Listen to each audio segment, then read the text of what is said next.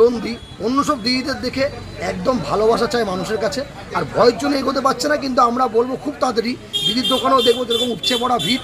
আর তোমাদেরকে আরেকবার দেখিয়ে নেবো পুরো জায়গাটা, মা অন্নপূর্ণা ফুড ঠিক এই দিকটা গেলে একদম হচ্ছে আমাদের কিন্তু মধ্যমগ্রাম 1 নম্বর রেলওয়ে স্টেশনের ঠিক অপোজিটেই। আর যদি তোমরা